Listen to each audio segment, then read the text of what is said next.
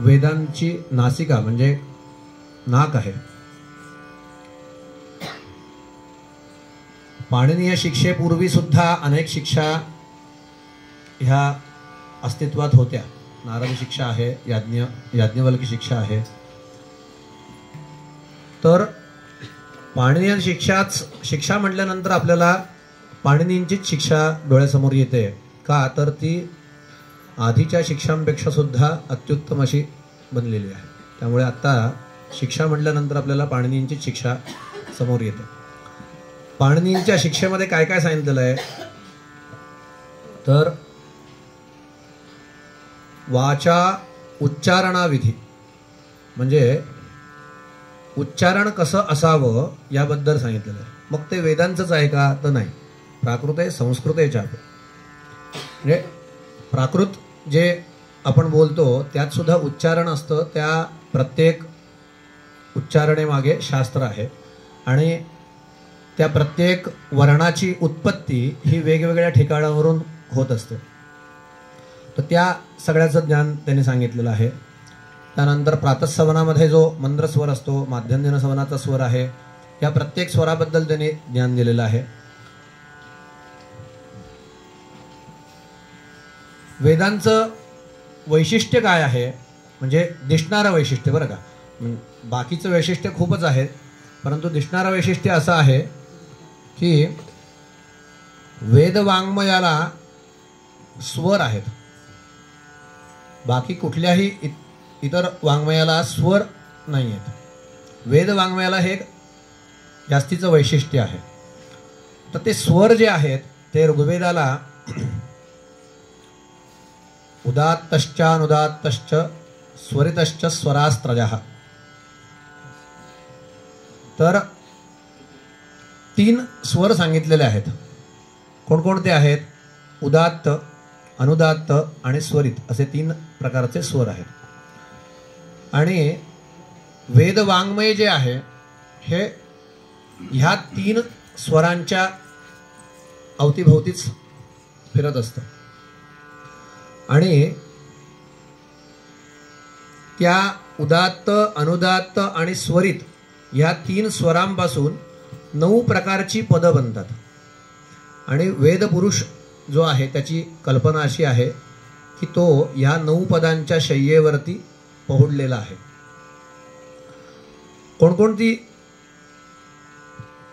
कोणकोणत्या प्रकारची पदं बनतात ते शिक्षेतच सांगितलेलं आहे.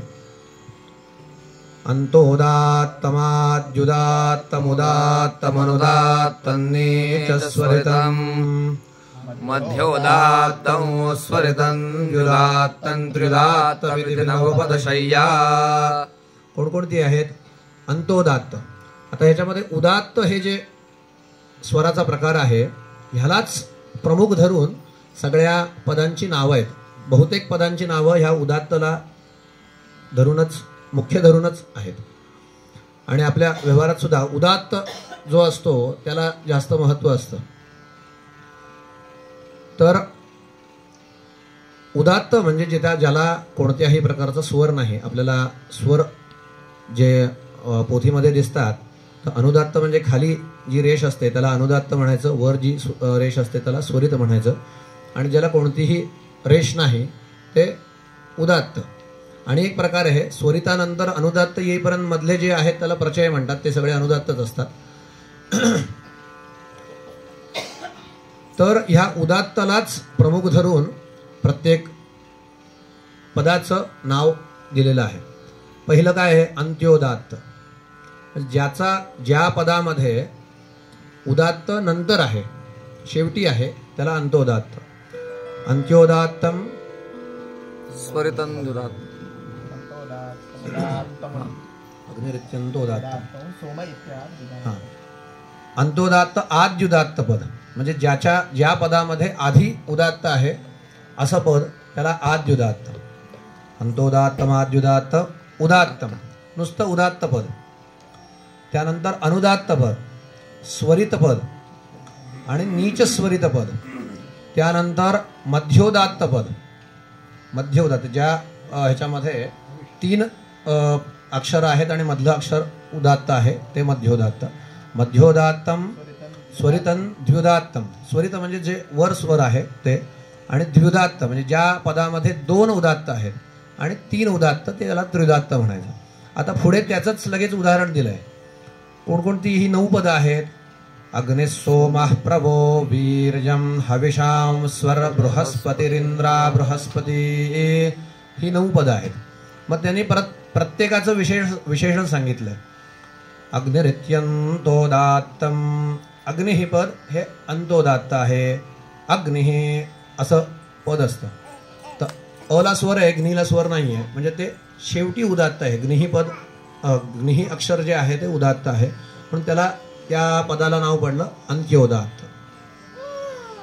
अग्निरित्यंतोदात्तम सोम इत्याद्युदात्तम. सोमहा हे पद जे आहे हे आद्युदात्त आहे. ते कसं असतं? सोमाहा, सो हा जो हे जे अक्षर आहे हे उदात्त आहे, म्हणजे आद्युदात्त, आदि उदात्त, आद्युदात्त.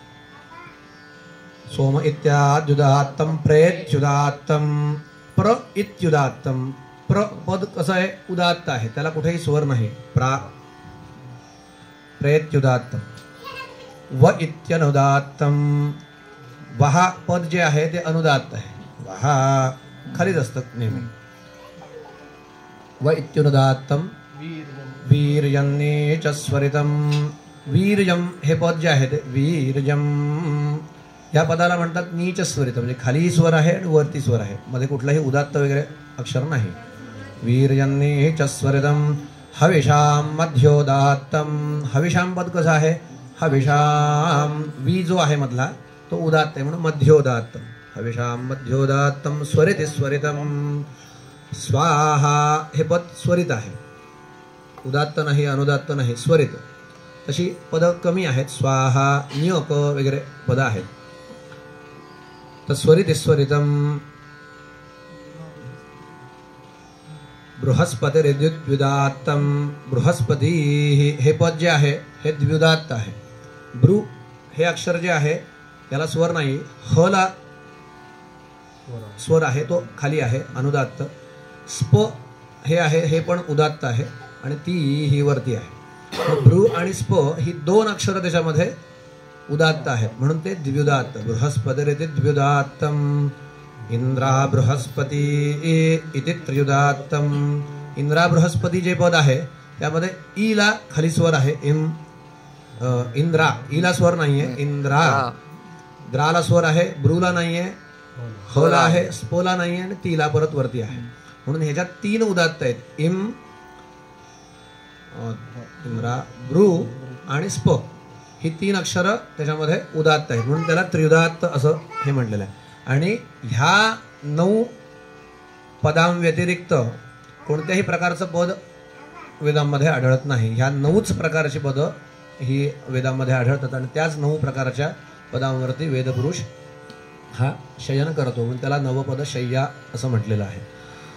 एक छोटीशी ब्राह्मण ग्रंथातली एक कथा आहे ती सांगतो आणि वाणीला विराम देतो.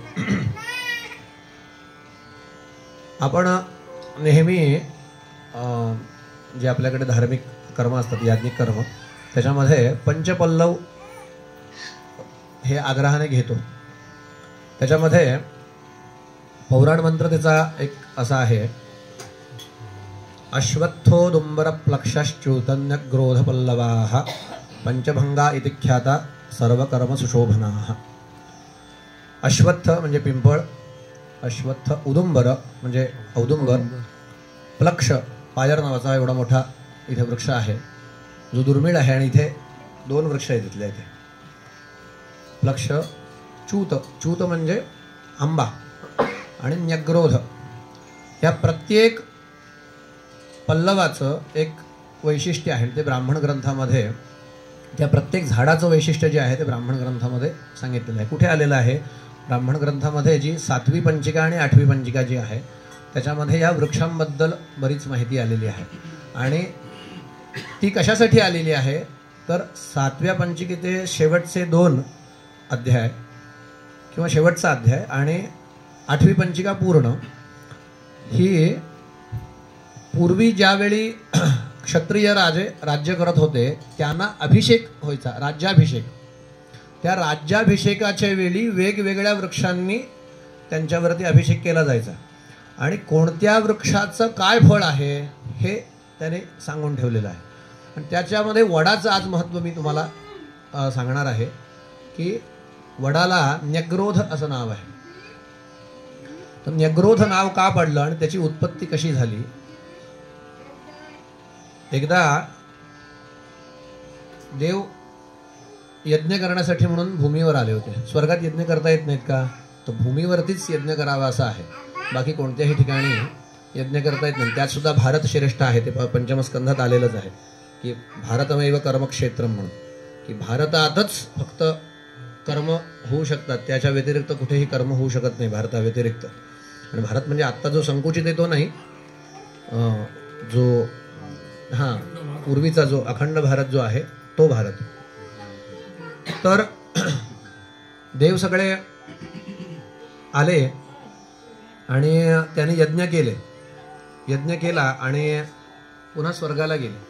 आणि जाताना त्यांनी काय केलं, ते सोमपात्र जी होती लाकडी ती उपडी घालून ठेवली. आणि त्याला जो सोमरस होता, तो सोमरस जो खालच्या बाजूला लागलेला होता तो उपडी केल्यामुळे तो असा सगळा ओघळला आणि त्या ओघळलेल्या सोमरसातून वडाची निर्मिती झाली, न्यग्रोधाची.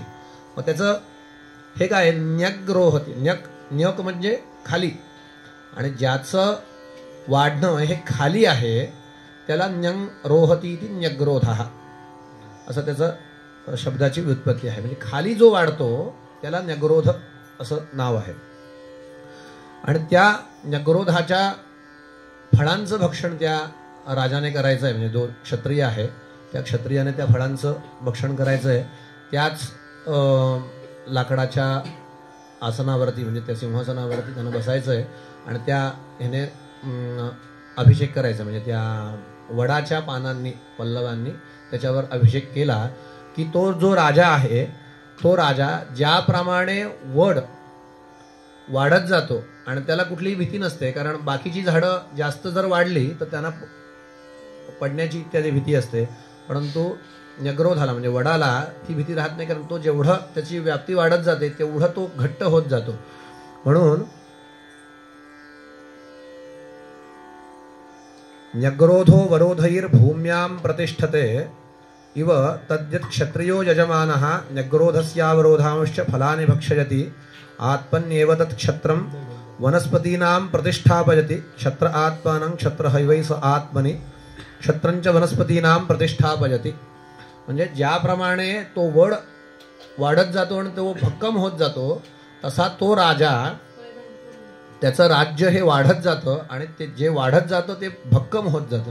म्हणजे राज्य जर वाढलं तर ते त्याला भीती राहते. राज्य वाढल्यानंतर कुठेतरी बंडखोरी होऊ शकते. जितकं जास्त मोठं राज्य असेल त्याच्यात बंडखोरी जास्त वाढणार. पण न्यग्रोधाच्या वडाच्या पानांनी अभिषेक करून इत्यादी सगळ्या गोष्टी जर केल्या तर त्याला ती भीती राहणार नाही. त्याचं राज्य हे वडाच्या झाडाप्रमाणे वाढत जाणार. अशी प्रत्येक वृक्षाची, जसं आज जो हा म्हटला खंड म्हटला त्याच्यात औदुंबराचं महत्त्व त्याने सांगितलेलं आहे. हे प्रत्येक झाडाच्या पल्लवानी जर समजा अभिषेक केला तर काय होईल हे ब्राह्मण ग्रंथामध्ये, आणि ब्राह्मण हा वेदच आहे, ऐतरेय ब्राह्मण आहे. तर त्याचं महत्त्व हे इतकं आहे की आपण नेहमीच्या वापरामध्ये जी पंचपल्लव का घ्यायला पाहिजेत तर ते त्याच्याने अभिषेक होत असतो यजमानावरती, आणि त्या संक्षेपात का असे ना त्या गोष्टी त्या यजमानाला प्राप्त होत असतात. त्यामुळे हे सगळं वेदातूनच आपल्याकडे आलेलं आहे. आपण स्मार्त ह्याच्यामध्ये आपण संक्षेपाने वापरत असलो तर हे सगळं वेदांमधूनच आपण घेतलेलं आहे. एवढं सांगेन आणि इथे वाणीला विराम द्या.